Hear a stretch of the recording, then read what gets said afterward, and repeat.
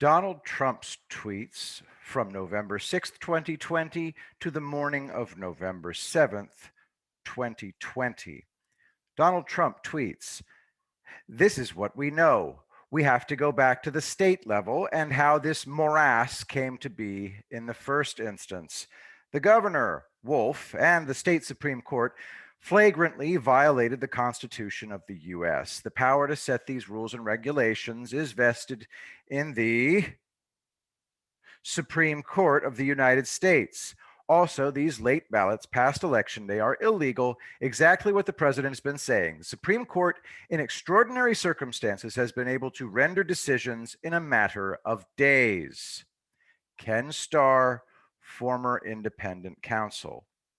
Donald Trump tweets, "With the attack by the radical left Dems on the Republican Senate, the presidency becomes even more important."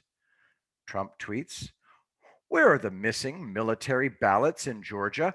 What happened to them?" Donald Trump tweets, "Joe Biden should not wrongfully claim the office of the president. I could make that claim also.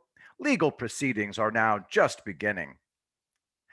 Donald Trump tweets, "I had such a big lead in all of these states late into election night, only to see the leads miraculously disappear as the days went by. Perhaps these leads will return as our legal proceedings move forward." Donald Trump tweets, quote, "We need an explanation as to how these numbers have been running up for the past 2 or 3 days. Matthew Whitaker." Donald Trump tweets, "Incredibly stated, Jim." Link in Donald Trump's feed to Jim Jordan explaining how this is all just a big fat giant fraud. And Fox News is part of it.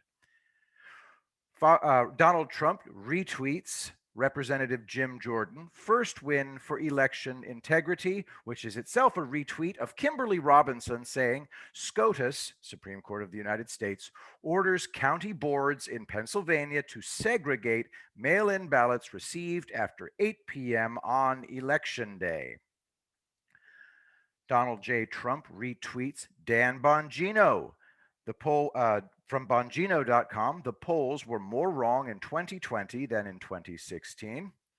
Donald J. Trump retweets Dan Bongino, and then what Dan Bongino tweeted is behind Twitter's special censorship ribbon that says, "Some or all of the content shared in this tweet is disputed and might be misleading about an election or other civic process." So let's peel back the little thingamabob.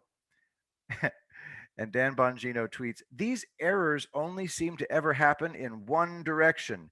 Michigan GOP chair gives update on election." She's talking about a software glitch that caused thousands of votes to be switched from Trump to Biden. Donald J. Trump retweets Paul Sperry, who says, "Democrats will have to reconcile a couple of other things as well.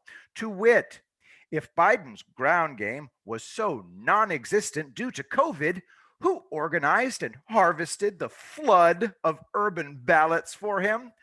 Why was there such a disproportionately large share of singular Biden only ballots?" Valid question Trump's legal team is asking.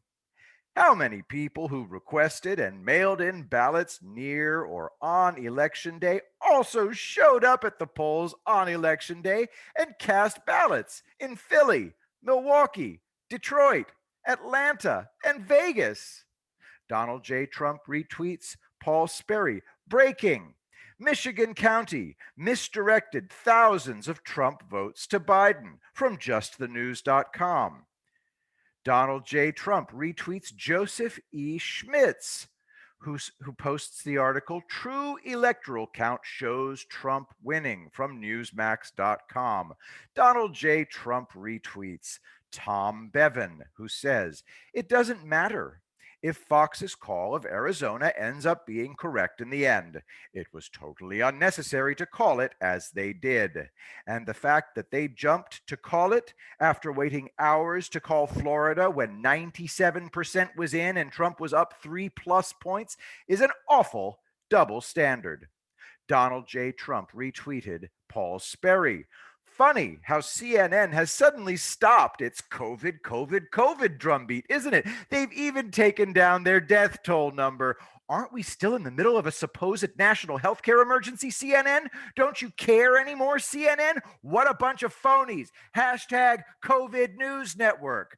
Donald J. Trump retweeted Paul Sperry. Breaking. Michigan Governor Whitmer sent health department into Detroit TFC Center to evict GOP poll watchers, but not Dem poll watchers or media, claiming COVID concerns despite 40,000 square foot building.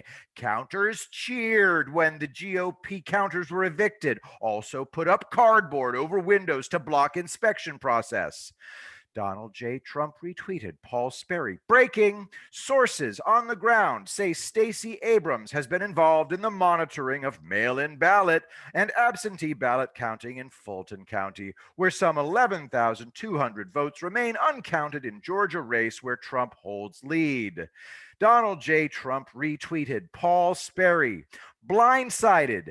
GOP elections board members in North Carolina resign in protest over irregular absentee ballots. Democrats insisted on letting voters fix certain witness information problems by filling out an affidavit instead of starting a new ballot from scratch.